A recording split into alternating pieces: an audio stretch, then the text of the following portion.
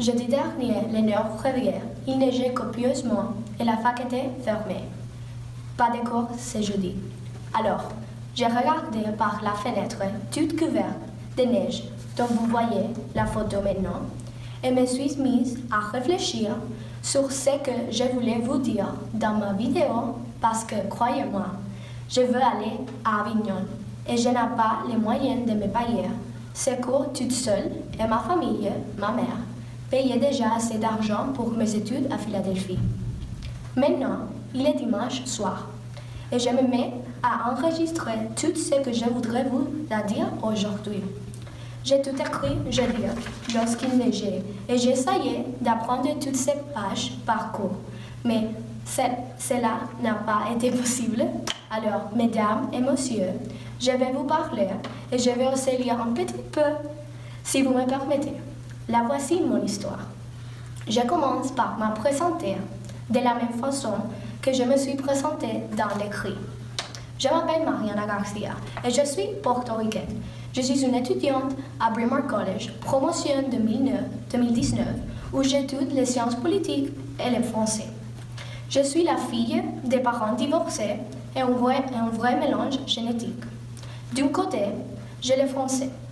Et de l'autre côté, j'ai un goût exagéré pour la politique et l'histoire.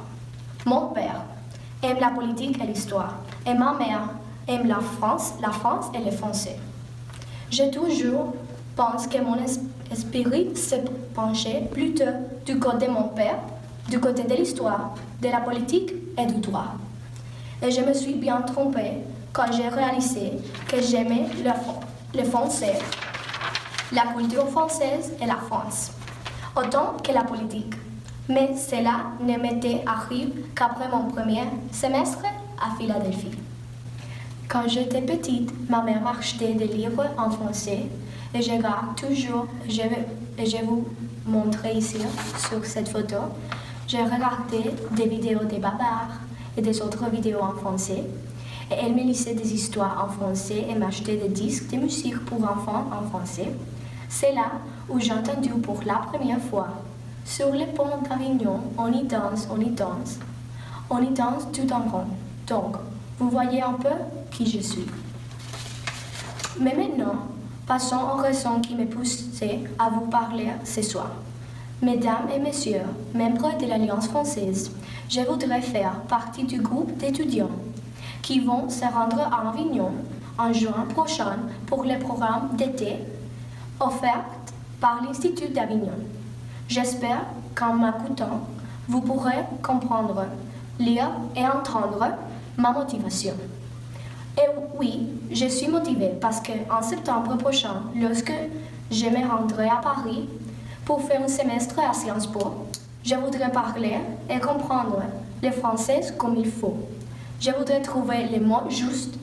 Je voudrais me faire comprendre tant en parlant qu'en écrivant. Mais je voudrais parler bien, trouver les mots précis, l'expression correcte. Et je voudrais aussi que cette accent que vous entendez maintenant s'améliorerait.